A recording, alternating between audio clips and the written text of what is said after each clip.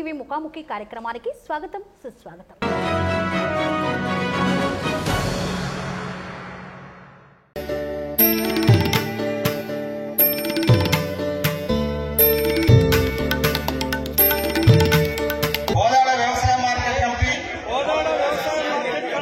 మెంబర్గా రాగద్వేషాలకు అతీతముగా నిష్పక్షపాతంగా బంధుప్రీతికి తావు లేకుండా మార్కెటింగ్ చట్టానికి మరియు నిబంధనలకు లోబడి రైతులు మరియు మార్కెట్ కమిటీకి సంబంధించిన అన్ని వర్గాల వారి శ్రేయస్సుకై నిస్వార్థముగా చిత్తశుద్ధితో కృషి చేస్తానని దైవ సాక్షిగా ప్రమాణం చేస్తున్నాను. దాదాపుగా ప్రజాక్షేత్రంలో రాజకీయ ప్రవేశం చేసి 42 సంవత్సరాలుగా నిర్విరామంగా ప్రజలకు సేవను అందిస్తున్నటువంటి కోదాడ వ్యవసాయ market vice chairman SK Basheer గారు ఈనాటి మన ముఖాముఖి కార్యక్రమంలో మనతో ఉన్నారు. వారి యొక్క రాజకీయ ప్రస్థానం ఏ విధంగా మొదలైంది, ఇప్పుడు నూతనంగా వచ్చినటువంటి వైస్ చైర్మన్ పదవితో వ్యవసాయ రంగంలో ఎలాంటి మార్పులను తీసుకురావాలని సంకల్పించారు అనే విషయాన్ని వారి మాటల్లోనే అడిగి తెలుసుకుందాం. సార్ నమస్కారం. సార్ నమస్తే అమ్మా. సార్ ఎలా ఉన్నారు సార్? బాగున్నామ్మా. ముందుగా మీకు కంగ్రాచులేషన్స్ సార్, కోదాడ వ్యవసాయ మార్కెట్ వైస్ చైర్మన్గా ఎన్నికైనందుకు. థ్యాంక్ యూ అమ్మా. సో కోదాడ వ్యవసాయ మార్కెట్ తెలంగాణ రాష్ట్రంలోనే అతి పెద్దది. ఇక్కడ పూర్వంలో ఇక్కడికి వస్తే మంచి జాతి ఎద్దులు కానీ పశువులు కానీ దొరుకుతాయి, కానీ ఇక్కడికి వెళ్ళినామంటే ఆర్థికంగా లాభపడతామని రైతులు ఎంతగానో ఆకాంక్షించేవారు. సో ఆనాటి పూర్వ వైభవాన్ని ఇప్పుడు తేబోతున్నారా సార్? మేము అదే అనుకుంటున్నాము. మేము చాలా బాధపడుతున్నాము. మా కోదాడ సంత మార్కెట్ చాలా గొప్పది. ఉమ్మడి ఆంధ్రప్రదేశ్లో నెంబర్ 2గా ఉంది. ఫస్ట్ గుడ్లవెల్లి ఉండే, తర్వాత మా సంత ఉండే. ఒక 3 రోజులు జరిగేది సంత, చాలా తిరణాల జరిగినట్టు జరిగేది. అలాంటిది మరి అది కుందేలైంది. అది అంత పెద్ద మార్కెట్ కుందేలైంది. మా కోదాడ ప్రజలందరికీ కూడా చాలా బాధగా ఉంది. ఇంత పెద్ద మార్కెట్, ఇంత పెద్ద సంత ఇది కుందేలుగా మారడానికి కారణాలు ఏంటని కోదాడ ప్రజలు మొత్తం కూడా చింతిస్తున్నారు. మరే ఈరోజు మేము వ్యవసాయ మార్కెట్కి వైస్ చైర్మన్ అయినా మళ్ళీ పూర్వ వైభవం ఎట్లా తీసుకురావాలి, ఏ విధంగా తీసుకురావాలి అనేది ఆలోచనలో ఉన్నాం. మాకు కూడా దాంట్లో సరైన జ్ఞానం లేదు, మాకు సరైన ఒక అవగాహన లేదు. మరి వెళ్ళిన తర్వాత మరి దాంట్లో ఎక్స్పర్ట్స్, దాంట్లో అధికారులు కానీ మేధావులు కానీ ఇంకా వేరే మార్కెట్ ఉన్న పద్ధతులు ఎట్లా నడుస్తున్నాయి, ఏ విధంగా నడుస్తున్నాయి, అది అవగాహన చేసుకొని మరి ఇక్కడ డ్యామేజ్ కావడానికి కారణాలు ఏవి మనము డ్యామేజ్ కావడానికి కానీ వాటన్నిటినీ కూడా కట్టడి చేసి మళ్ళీ పూర్వ వైభవం తీసుకురావడానికి మేము కృషి చేయాలనేది మా ఆలోచన. కోదాడ ప్రజల మొత్తాన్ని కూడా మళ్ళీ ఆ వైభవం చూడాలనేది మా ఆకాంక్ష. అది మరి సాధ్యపడుద్దా కాదా అనేది సెకండరీ. ప్రైమరీగా అయితే మేము అలాంటి ఒక కాన్సెప్ట్తోని పోతున్నాం, అదే దృష్టితో ఉన్నామమ్మా మేము. ఓకే, స్థానికంగా ఉన్నటువంటి లీడర్స్ సహకారం ఉందా సార్? మరి మీరు ఒక మంచి సంకల్పంతో ముందుకు వెళ్ళబోతున్నారు, స్థానిక నాయకుల సహకారం అందిస్తున్నారా? అందరూ అందిస్తున్నారమ్మా. అందరూ కూడా తప్పకుండా బషీర్ భాయ్ ఇలా చేసినంటే ఏది కూడా పారదర్శకంగా చేస్తాడు, ఏదైనా నిజాయితీకి చేస్తాడనే ఒక నమ్మకం ఉంది వాళ్ళకు. నేను 42 ఏళ్ళ నుంచి కూడా క్షేత్రస్థాయిలో ప్రజా జీవితం ఉన్నా కాబట్టి ఏ పని తీసుకుని కూడా నిజాయితీకి తీసుకుంటా అన్నది అందరికీ నమ్మకం ఉంది. అందరూ కూడా నాకు సహకరిస్తారమ్మా. ఓకే, 42 సంవత్సరాల మీ రాజకీయ ప్రస్థానం ఏ పార్టీతో మొదలైంది సార్? ఫస్ట్ ఏ పార్టీలో జాయిన్ అయ్యారు? మేము CPIML పీపుల్స్ వార్లో ఉన్నాం. అప్పుడు నాకు 18 ఏళ్ళు. అప్పటి నుంచి కూడా మాకు ఒక కాన్సెప్ట్ ఉండేది. ఎట్లా ఉండేది అంటే ఒక ఆలోచన ఎట్టుందంటే ఈ సర్వసంపదలు సృష్టించేది శ్రామికులు. మరి శ్రామికులు మొత్తం ఈ సంపదల మొత్తానికి కారణం ఈ శ్రామికులు. మరి శ్రామికులు దౌర్భాగ్య స్థితిలో ఉండరు, ఎంతో దరిద్రంగా ఉండరు, ఎంతో దౌర్భాగ్యంగా ఉండరు. వీళ్ళందరినీ కూడా మేము ఒక గుణాత్మకమైన మార్పులు తీసుకురావడానికి, సమాజం మార్పు కోసం ఆ రోజున మేము యువకులుగా ఉన్నప్పుడు మేము మరి రాజకీయాలకు ఆకర్షితులై మరి సమాజంలో ఉన్న ఈ రైతు కూలీలు కానీ, జీతగాళ్ళు కానీ, కార్మికులు కానీ ఎవరైతే దేశ సంపదను పెంచేటోళ్ళు ఉన్నారో ఆ సంపదను పెంచేటోళ్ళు మొత్తం దరిద్రంగా ఉండరు. కాబట్టి ఆ దరిద్రంగా ఉన్న ఆ ప్రజల్ని మరి వాళ్ళ జీవితాల్లో ఒక వెలుగు తీసుకురావాలి, వాళ్ళలో ఒక గుణాత్మకమైన మార్పు తీసుకురావాలి అనే ఉద్దేశంతో మేము అప్పుడు పీపుల్స్ వార్ రాజకీయాల్లో మేము ప్రవేశించినాం. అప్పటి నుంచి కూడా రైతు కూలీ సంఘాలు, కార్మిక సంఘాలు, జీతగాళ్ల సంఘాలు, బంజరు భూములు, మరి తర్వాత ఇళ్ళు లేని వాళ్ళకి ఇళ్ళు, ఆ వాటిలో మేము పోరాటం చేసుకుంటూ మేము నడుచుకుంటూ పోయినాం. తర్వాత మరి కొంతకాలానికి మా మీద ఒక నిర్బంధం ఏర్పడ్డది. ఎన్నో కేసులు అయినాయి మా మీద, ఎన్నో రకాల కేసులు అయ్యి మాకు బయట తిరగడానికి ఆస్కారం లేకుంటే 84లో మేము అజ్ఞాతంలో పోయినాం. అజ్ఞాతంలో పోయి అజ్ఞాతంలో ఉంటూ మళ్ళీ అప్పుడు దాంట్లో ఒక పార్టీ బాధ్యతలు పెద్దవి తీసుకొని మరి దాదాపు మరి మా ద్వారా యువకుల్ని, విద్యార్థుల్ని, మేధావుల్ని, మరి శ్రామికుల్ని చైతన్యవంతం చేసి వాళ్ళు ఒక సక్రమైన మార్గంలో రావాలనే ఒక పద్ధతిలో చేసుకుంటూ వచ్చినాం. దాంట్లో మరి దాదాపు మరి దాంట్లో కూడా మార్పులు జరిగినాయి. ఎట్టంటే ఈ పోరాటం జరుగుతుంటే మరి ప్రభుత్వాలు కూడా వీళ్ళు చేసే పోరాటాలు తప్పకుండా సామాజిక పరమైనవి, శాంతి భద్రత సమస్య కావు. కాబట్టి వాళ్ళు కూడా దాన్ని ఆ పోరాటాలను చూసి సంక్షేమ పథకాలు పెట్టడం, మరి సంక్షేమాల ద్వారా ప్రజలకు మేలు చేయటం అనేది జరిగింది. దానివల్ల మేము సఫలమైనాం. ఎందుకంటే ఆ పేద ప్రజల గురించి మేము మాట్లాడుతున్నాం, కొట్లాడుతున్నాం అంటే శాంతి భద్రత సమస్యలు కాదు, ఆర్థికమైన సమస్యలు ఉన్నాయి. వాళ్ళ జీవితాల్లో మార్పు తీసుకురావాలనేది ప్రభుత్వాలు కూడా కనువిప్పు అయ్యి వారు కూడా సంక్షేమ పథకాలు వాళ్ళకి ఏం చేయాలి, ఎలాంటి చేయాలి, ఏ విధంగా ప్రాథమిక అవసరాలు వాళ్ళని ఎట్ట తీర్చాలనేది సంక్షేమ పథకాలు చెప్పినాయి. మరి ఆ పోరాట ఫలితమే వాళ్లకు జరిగింది. జరిగిన తర్వాత మేము కొన్నాళ్లకు మేము అరెస్ట్ కావడం జరిగింది. ఏ నేపథ్యంలో అరెస్ట్ చేశారు సార్? ప్రజా సమస్యల పైననే కదా మీరు? ప్రజా సమస్యల మీదనే. ప్రజా సమస్యలు ఒక సపోజ్ అమ్మ, అప్పుడు ఎన్టీ రామారావు గారు ఉన్నప్పుడు ₹2 కిలో బియ్యం మరి ప్రవేశపెట్టిండ్రు. మరి బియ్యం చాలా విలువైనవి, అప్పుడు చాలా చాలా విలువైనవి. ఇప్పుడు అంటే విలువ లేదు కానీ బియ్యంకి అప్పుడు చాలా విలువైనవి. ఆ ₹2 కిలో బియ్యం వాళ్ళు ఏం చేసేటోళ్ళు అంటే బ్లాక్ మార్కెట్, బ్లాక్ దందాలు పోయి షుగర్ పంపించేది, నూనె పంపించేది, మరి అన్ని రకాలుగా మరి ప్రభుత్వం కూడా పథకాలు ఏర్పాటు చేసి ప్రజలకు దగ్గర చేయాలని చూసిండ్రు. అవి మన దొడ్డిదారిన బ్లాక్ మార్కెట్లో పోతున్నాయి. అప్పుడు మేము యువత మొత్తం కూడా కలిసి, యువకులు మొత్తం, చైతన్యవంతమైన యువకులు, మేధావులు, విద్యార్థులు మొత్తం కూడా కలిసి బ్లాక్ మార్కెట్ మీద బాగా పోరాటం చేసింది. ఎట్లా చేసినప్పుడు మేము ప్రభుత్వం ఏదైతే బ్లాక్ మార్కెట్కి పోతున్నాయో ఆ బ్లాక్ మార్కెట్కి పోయే వస్తువుల్ని మనం ప్రభుత్వం అందియాలి చట్ట ప్రకారం. మేము అందించినాం. అందిస్తే దాని అధికారులు దాన్ని మొత్తం కూడా సీరియస్గా తీసుకోకుండా మళ్ళీ దొడ్డిదారిన వాళ్ళకి ఎవరైతే బ్లాక్ మార్కెట్ చేస్తుండ్రో వాళ్ళకే సపోర్ట్ ఇచ్చేటోళ్ళు. మేము అప్పుడు ఏం చేసేటోళ్ళం అంటే చట్టానికి వ్యతిరేకంగా మేము ఎక్కడ దొరికితే అక్కడ బ్లాక్ మార్కెట్, ఎక్కడ దొరికితే అక్కడ పంచదార కానీ, కిరోసిన్ కానీ, బియ్యం కానీ ఎక్కడ దొరికితే అక్కడ మేము పూర్తిగా కూడా మేము ప్రజలకు పంచి ఇచ్చేయడం.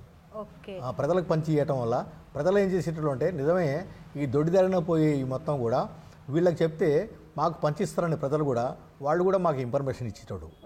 దానివల్ల మరి ఒకరోజు పెద్ద, ఇప్పుడు నేను ఏదైతే మన సంత ఉందో సంతలో పెద్ద గోడా ఉండేది.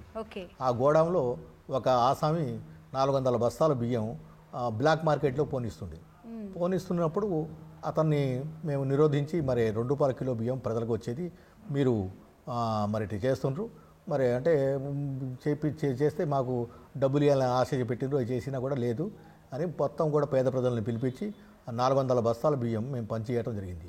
అప్పుడు దోపిడీ కేసు మా మీద పెట్టిండ్రు, మిల్లి మీద దాడి చేసి దోపిడీ చేసిండ్రు. అంటే వాళ్ళు అక్రమంగా నిల్వ ఉంచుకున్నటువంటి వాటిని మీరు ప్రజలకి పనిచేసారు. సో మీ పైననే దోపిడీ కేసు పెట్టిండ్రు. ఇలాంటి కేసులు, దోపిడీ కేసులు పెట్టిండ్రు. ఇంకా ఎన్నెన్నో చోట్ల కూడా ఇలాంటి ఇట్లా పంచుతుంటేనే దోపిడీ కేసులు, ఈ చట్టానికి వ్యతిరేకంగా చేస్తుండ్రు వీడనేది పెట్టిండ్రు. అయినా పర్వాలేదు, కేసులైనా పర్వాలేదు, కానీ మేము ఈ బ్లాక్ మార్కెట్ని ఆపాలి, ప్రజలకు వచ్చే సంక్షేమ పథకాల ద్వారా ఏవైతే వస్తున్నాయో అవి పూర్తి పంపిణీ కావాలి, బ్లాక్ మార్కెట్ని అరికట్టాలనేది. బ్లాక్ మార్కెట్ అప్పుడు మొత్తం మమ్మల్ని చూసి చాలా భయపడేది. అప్పుడు వాళ్ళు మాకు అక్రమంగా కేసులు పెట్టేది, ఆ కేసుల్లో ఎక్కువ జరిగేది. తర్వాత భూస్వాముల రైతు కూలీల సమస్యలు ఉండేవి. రైతు కూలీలు మరి వాళ్ళ కూలీ రేట్లు పెరగాలని భూస్వాముల వ్యవస్థ పైన కూడా మీరు పోరాటం చేసేది. అప్పుడు రైతు కూలీలకు కూలీ రేట్లు పెరగాలన్నప్పుడు భూస్వాములు మాకు ఎన్నో రకాలుగా ఆటంకం చేసేది. వాళ్ళతో మాకు తగాదలై వాళ్ళు మా మీద కేసులు పెట్టేవాళ్ళు. కార్మిక సంఘాల కనీస వేతనాలు ఉండాలి, వాళ్ళు ఉపాధి కోల్పోకుండా మళ్ళీ పరిశ్రమలో పెట్టుకోవాలని మేము ఫైట్ చేసేటప్పుడు మరి కార్మిక పరిశ్రమ యజమానులు మా మీద కేసులు పెట్టేటోడు. ఏ విధంగా పెట్టేటోడు. అయితే ఈ విధంగా కేసులు పెట్టుకుంటూ పోయి మాకు కోర్టులో అవి మొత్తం కూడా నిరుపయోగంగా ఏర్పడ్డాయి. ఎందుకంటే దానికి సాక్ష్యాలు లేవు, దానికి ఆధారాలు లేవు అని మొత్తం కొట్టేయటం జరిగింది. అయితే కొన్ని దోపిడీ కేసులు పెట్టింది కాబట్టి మాకు జైల్లో పెట్టిండ్రు.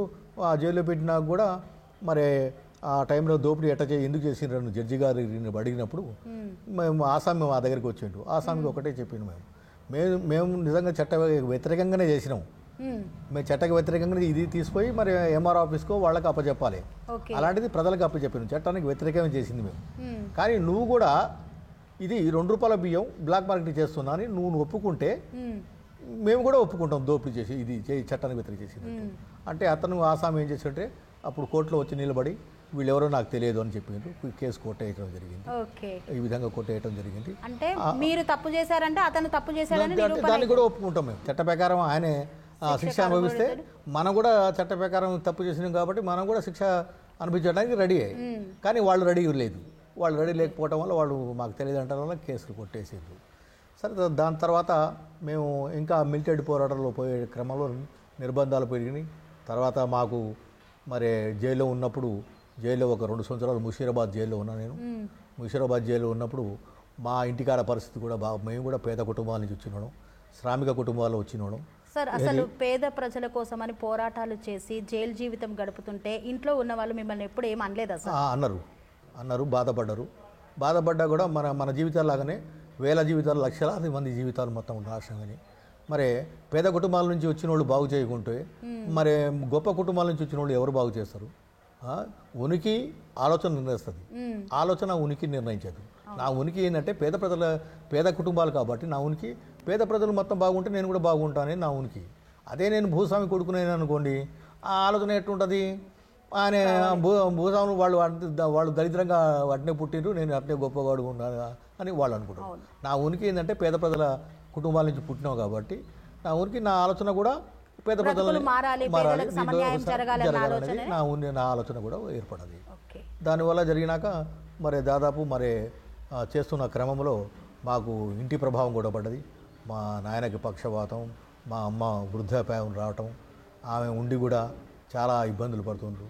మాకు కూడా అనిపించింది మరి ముఖం తెలియని కోసం ఇన్ని త్యాగాలు చేస్తున్నాం, మరి జన్మనిచ్చిన తల్లిదండ్రులకు సేవ చేయకుంటే మహా తప్పు జరుగుద్దని మేము జైలు నుంచి మళ్ళీ పార్టీలో పోకుండా మళ్ళీ ఇంటికాడికి వచ్చి ఇళ్లలో మా తల్లిదండ్రులకు సేవ చేసుకుంటూ గడిపినాం.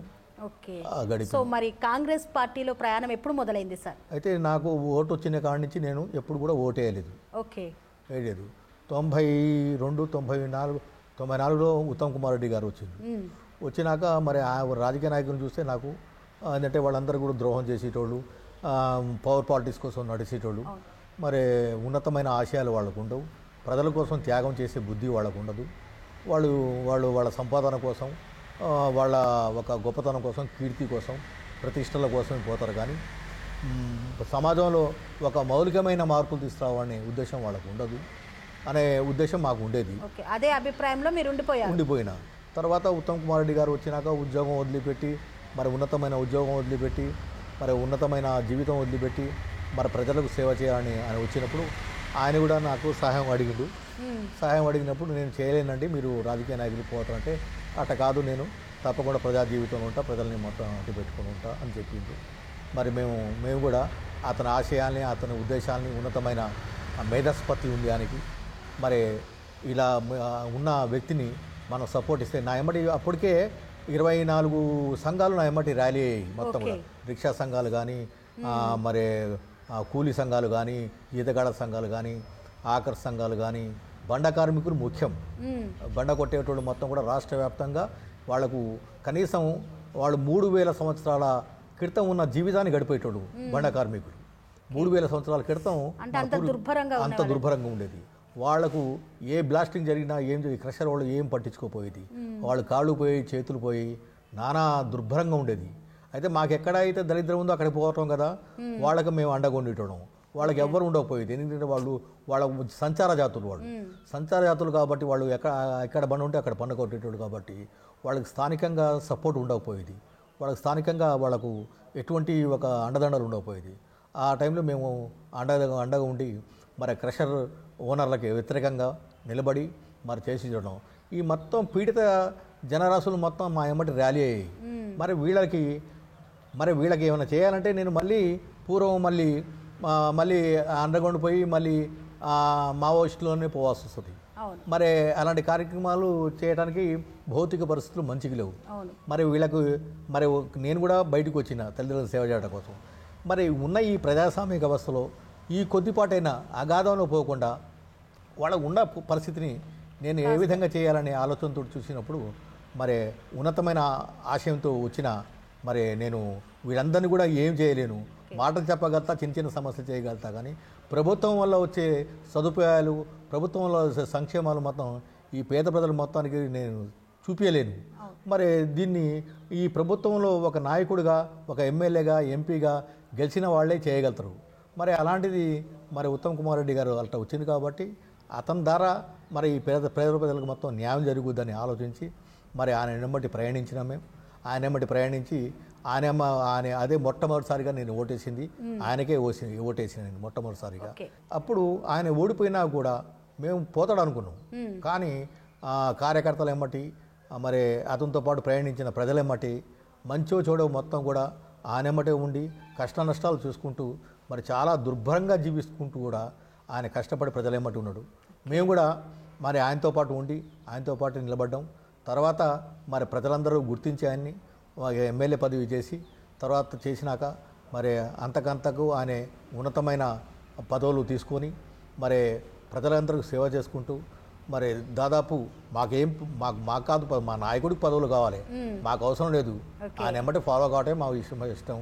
ఆయన చేసే ప్రజలకు చేసే సేవే కావాలి. ఆయనకి పదవి రాకముందు పదవి వచ్చిన తర్వాత ఉత్తమ్ కుమార్ రెడ్డిలో ఏమైనా మార్పును గమనించారు? లేదు, ఎప్పుడు కూడా ఆయన నిరంతరం ప్రజల సమస్యలు, మౌలిక సమస్యలు ఎట్ట పరిష్కరించాలి, ఏ విధంగా చేయాలనే జ్ఞానంలో ఉండేటోడు. అదే ఆయనకి అభివృద్ధికి కారణమైంది. ఆయన ఒక ఎమ్మెల్యేగా ఉన్న వ్యక్తి, మన కోడ ఉన్న వ్యక్తి దాదాపు రాష్ట్ర నాయకుడై ముఖ్యమంత్రి స్థాయికి పోయింది. ఆయన అంటే ముఖ్యమంత్రి స్థాయి పోయినంటే ఈ మొత్తం కూడా ఈ అభివృద్ధి అంశాలు ఆయనకి ఈ మొత్తం కూడా లేకున్నట్టయితే ఆ స్థాయికి పోయేటోడు కాదు.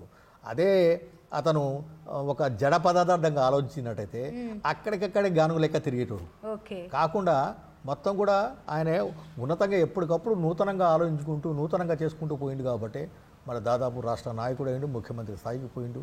మరి దాదాపు మా జిల్లా ప్రజలకు, మా నియోజకవర్గ ప్రజలకు తలకాయ ఎత్తుకునేటట్టు చేసేది, తలకాయ దించుకునే పని చేయలేదు, ఆయన చేసుకుంటూ పోయిండు. మరి ఇవాళ రోజు కూడా మరి ఆయన మమ్మల్ని మరి ఈ విధంగా చేసుకుంటూ ఆయన ఎమ్మటే మేము ఫాలో అవుతున్నాం. ఓకే, ఉత్తమ్ కుమార్ రెడ్డికి ఎస్కే బషీర్ గారు అత్యంత సన్నిహితులు అని అంటున్నారు, నిజమేనా? అవును, నిజమే. ఆయన ఎమ్మటి మంచి చెడులు మొత్తం కూడా కష్ట సుఖాలను మొత్తం కూడా నేను ఉన్నా, ఆయనతో పాటే ఉన్నా. ఆనాటి నుండి ఈనాటి వరకు ఒకే పార్టీతో ఒకే మనిషిని నమ్ముకొని మీరు వెళ్తున్నాం. ఓకే, సో మరి అప్పుడే ఉద్యమం చేసి ప్రజలందరికీ సమన్యాయం కావాలని ఎర్రజెండా పట్టుకొని మావోయిస్టుగా మారి అందరి ప్రజలకు ఏదో మంచి చేయాలని అనుకున్నారు. ఈరోజు వ్యవసాయ మార్కెట్లో కూడా అదే కూలీలు, అదే రైతులు, అదే చిరు వ్యాపారులు అందరూ ఇప్పుడు మీరు ఒక అభివృద్ధిని చూపెట్టేటువంటి స్థాయికి వచ్చారు. వారి కోసం మీరు ప్రత్యేకంగా ఏమైనా ప్రణాళికను రచిస్తున్నారా? మార్గనిర్దేశం ఏమైనా చేస్తున్నారా? అది చేస్తామమ్మా. మేము ఏంటంటే ఇప్పుడు మాకు దాని మీద మీ ముందే చెప్పినా నాకు దాని మీద అవగాహన లేదు. అది ఆ నిధులు ఎట్టొస్తాయి, మరి రైతాంగానికి ఎట్ట మేలు చేయాలి, రైతాంగం మరి ఇటు గొడ్ల వ్యాపారమే కాకుండా రైతాంగ ధాన్యం మొత్తం కూడా మార్కెట్కి వచ్చేటట్టు చేసి మధ్య దళారులు లేకుండా డైరెక్ట్గా వాళ్ళ లాభపడే విధానం ఎట్ట చేయాలన్నది ఒకటి ఆలోచన, ఆ జ్ఞానం లేదు మాకు. ఆ జ్ఞానం కలిగించుకోవాలని చూస్తున్నాం. తర్వాత మరి సంతలో కొన్ని దళాలు వ్యాపారాలు కొంత వ్యాపారస్తుల్ని చాలా ఇబ్బందులు పడుతున్నారు. దానివల్ల కుందేలైనది వాళ్ళని కూడా కట్టడి చేసి వాళ్ళని కూడా మరి చెప్పి మరి కోదాడికి జరిగే డెవలప్మెంట్ మీరు ఎప్పుడు కూడా ఆటంకం కావద్దని వాళ్ళకు కూడా మోటివ్ చేసి వాళ్ళని కూడా సంస్కరించి మరి ముందుకు పోవాలనుకుంటున్నాం. దాంట్లో భాగంగానే చిరు వ్యాపారస్తులు మొత్తాన్ని కూడా మొదటి నుంచి కూడా మేము చిరు వ్యాపారస్తుల్ని, ఎందుకంటే చిరు వ్యాపారస్తులకి వాళ్లకు ఉపాధి లేదనుకోండి, చిరు వ్యాపారం చేసేటట్టు వాళ్ళు ఒక జీతగాళ్ళ లెక్క పెద్ద పెద్ద కార్పొరేట్ సంస్థల్లో పోయి జీతాలు తీయాల్సి వస్తుంది. వాళ్ళు సొంతంగా నిర్వహించలేరు. వాళ్ళకు ఉండేది పెట్టుబడి తక్కువ, ఒక 20,000, 30,000, 40,000, 50,000 ఉంటాయి వాళ్ళకు. మరి ఈ 40,000, 50,000 దాంట్లోనే పనిచేయాలి. వాళ్ళు పనిచేయాలంటే ఈ 40,000, 50,000 తోటి చేయాలంటే ఇలా ఏదైనా కొట్టు పెట్టుకోవాలంటే దాదాపు 5 లక్షలు 10 లక్షలు పెడితేనే పెట్టుబడి అయితేనే జరుగుతుంది. మరి ఆ తర్వాత వ్యాపారం జరుగుద్దో జరగదు, దాంతో దివాలా తీస్తుండ్రు. దివాలా తీసి డ్యామేజ్ అయ్యి ఇంకా దుర్భరమైన పరిస్థితులు పోతుండ్రు. చిన్న చిన్న వ్యాపారస్తులకు నా ఆలోచన ఏంటంటే గవర్నమెంట్ స్థలాలు పూర్తిగా కూడా గవర్నమెంట్ స్థలాలు రోడ్ ఫేస్ చాలా ఉన్నాయి. అయితే ఈ పెద్ద పెద్ద షాపులు కట్టకుండా గవర్నమెంట్ స్థలాల్లో చిన్న చిన్న మినీ షాపులు 6, 7 అట్లా కట్టించే ఏర్పాటు చేస్తే వాళ్ళు ఒక 20,000 పెట్టి కూడా దాంట్లో పెట్టుబడి పెట్టి సొంతంగా వ్యాపారం చేసుకుని రోజుకు 1,000 రూపాయలు, 1,500, 500 సంపాదించుకుంటూ వాళ్ళకి వాళ్ళు కాళ్ళ మీద నిలబడే బతికే విధానం. దాన్ని మేము ఉత్తమ్ కుమార్ దృష్టికి తీసుకొచ్చి దాన్ని మరి ఎట్ట చేయాలనేది ఆలోచిస్తున్నాం.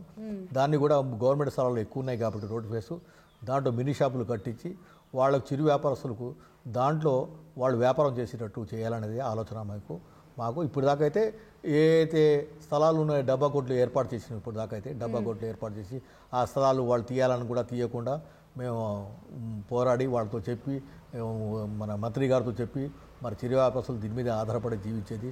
ఇది లేకుంటే వాళ్ళు మరి అసాంఘిక శక్తుల్లో వాళ్ళు పాలు పంచుకుంటారు. వాళ్ళకు ఉపాధి లేకుంటే మళ్ళీ ఇంకో రకంగా తయారవుతారు. వాళ్ళు సమాజానికి సంఘానికి చెడుగా మారుతారు. వాళ్ళ బతుకు వాళ్ళు సక్రమంగా చేసేటప్పుడు వాళ్ళు చెడు మార్గం పట్టరు. కాబట్టి పేదోళ్ళ నుంచే నేరస్తులు తయారవుతారు. కాబట్టి పేదోళ్ళని వాళ్ళకి ఏదో ఒక విధంగా వాళ్ళకు ప్రాథమిక అవసరాలు తీరేటట్టు ఉంటే ఉపాధి కలిగించేటట్టు ఉంటే వాళ్ళు అలాంటి వాటికి పోరని మా ఆలోచన. మళ్ళీ తర్వాత మరి ఇంకా యువతకి చాలా చేసేది ఉంది. మా వయసు పెరుగుతుంది, 62 ఏళ్ళు, మాకు కూడా ఓపిక తగ్గుతుంది. మరి నూతనంగా బాలాగా పనిచేసే ఏంటంటే యువకుల్లో మేము మరి 18 ఏళ్ళప్పుడే మేము తల్లిదండ్రులు పెట్టి పెళ్ళిళ్ళు నాకు 30 ఏళ్ల తర్వాత పెళ్లి అయింది. నాకన్నా చిన్నవాళ్ళకి అయింది కానీ నాకు కాలే. అంటే ప్రజా జీవితాన్ని గడపడానికని అంటే వచ్చినాక తర్వాత మా మదర్ మళ్ళీ ఏం చేసిందంటే మళ్ళీ వీడు పోతాడని మాకు ఫిట్టింగ్ పెట్టి పెళ్లి చేసింది. అట్లయినా ఉంటాడేమో నా కొడుకు నా దగ్గర అని. అదే తర్వాత మరి బాగా మరి యువకుల్లో మరి త్యాగబుద్ధి ఉంటుంది.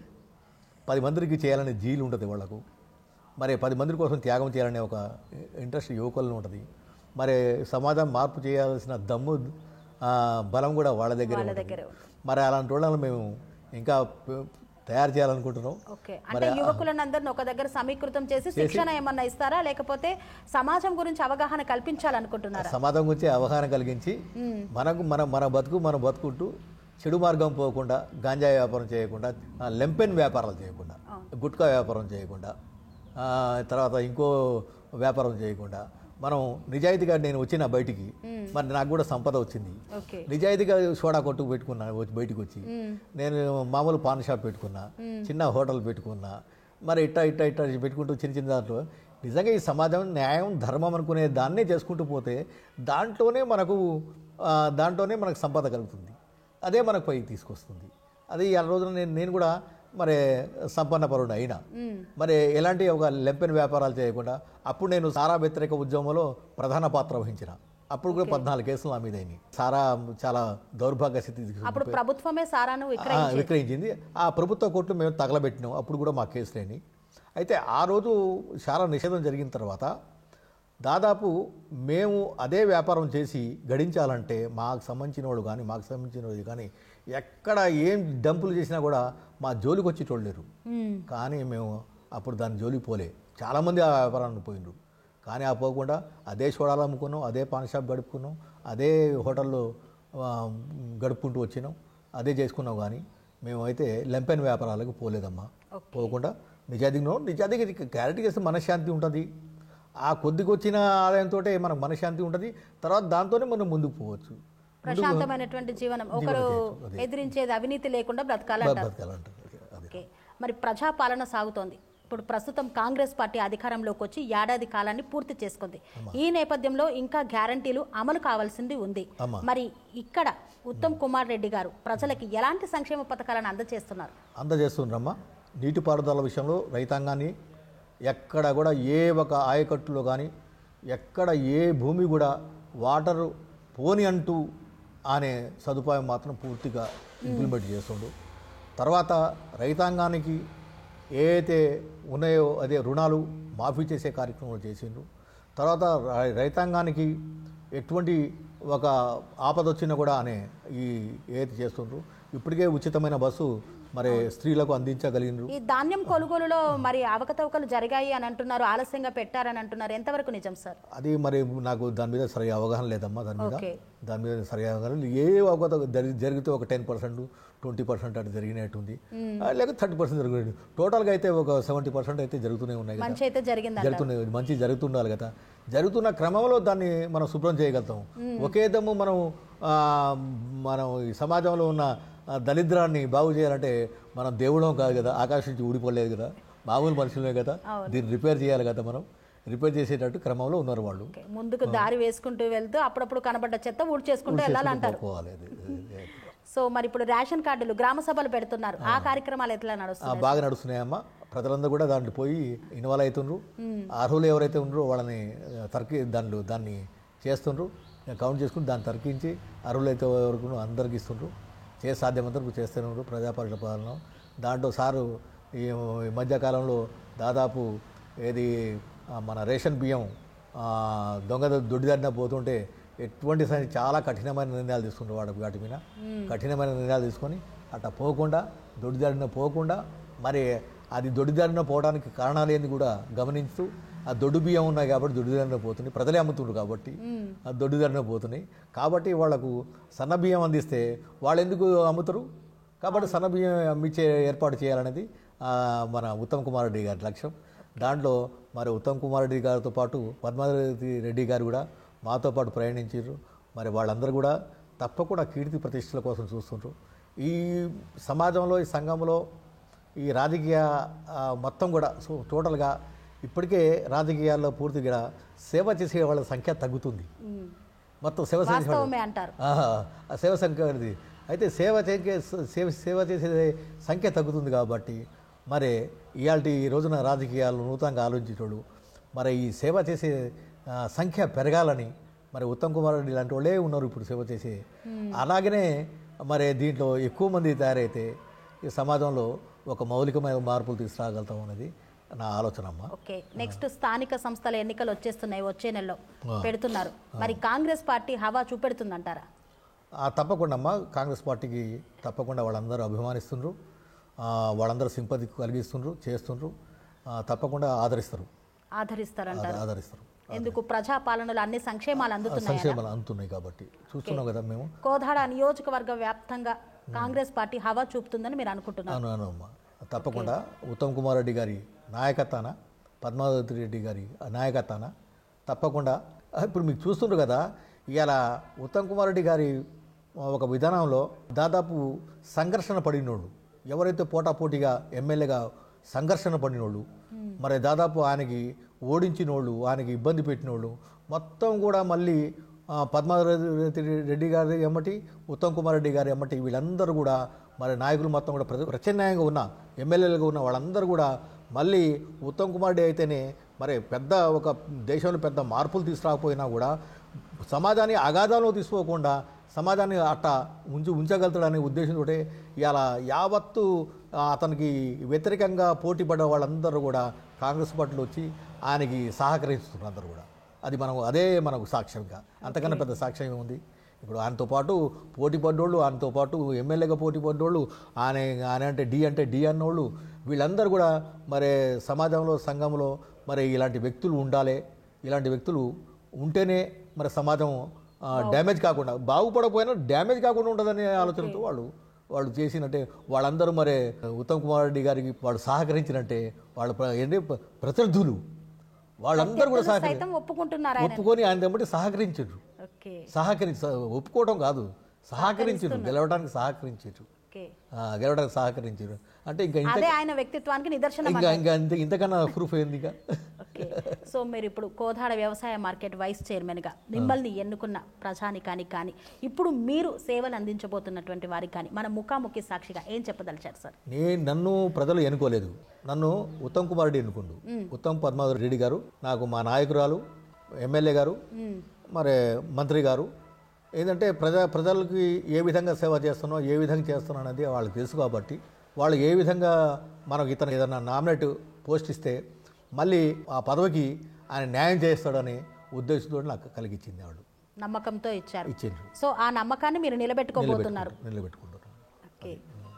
సో సో వ్యవసాయ మార్కెట్కి కొన్ని మార్పులను చేసుకుంటూ ఇంతకుముందు పూర్వ వైభవాన్ని తీసుకొచ్చేందుకు కోదాడ వ్యవసాయ మార్కెట్ వైస్ చైర్మన్ అయినటువంటి ఎస్కే బషీర్ గారు ప్రణాళికను సిద్ధం చేసుకొని అంటే ఒక కొత్త ఆలోచనతో ఉన్నటువంటి చిన్న వ్యాపారులు చిరు వ్యాపారస్తులకు సైతం ఒక ఆర్థికంగా ఎదిగేందుకు ఒక తోవను చూపెట్టాలని ఒక ప్రణాళికను సిద్ధం చేసుకొని మరి మంత్రి గారి దృష్టికి కూడా తీసుకువెళ్లారు. వారు రూపొందించినటువంటి ఆ యొక్క కార్యాచరణ రూపొందించుకోవాలని ఇంకా అభివృద్ధి పదంలో ఎన్నో సంక్షేమ పథకాలను ఆ ప్రజలకు చేర్చేందుకు వారధిగా వారు ముందుకు సాగాలని ఆ ప్రజల ఆశీర్వాదంతో అత్యున్నత పదవులను పొందుపరుచుకోవాలని కోరుకుంటూ ట్యానైట్ టీవీ.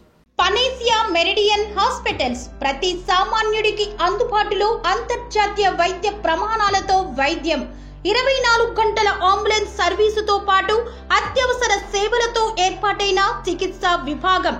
మా దగ్గర గుండె సంబంధిత మూత్రపిండ కాలేయ కంటి జబ్బులకు మోకాళ్ల శస్త్ర చికిత్సతో పాటు కోవిడ్-19 బ్లాక్ ఫంగస్ వంటి వైరస్లకు అన్ని రకాల ఆరోగ్య సమస్యలకు నమ్మకమైన అత్యాధునిక వైద్య చికిత్సను అందిస్తున్న హాస్పిటల్ పనేసియా మెరిడియన్ హాస్పిటల్స్.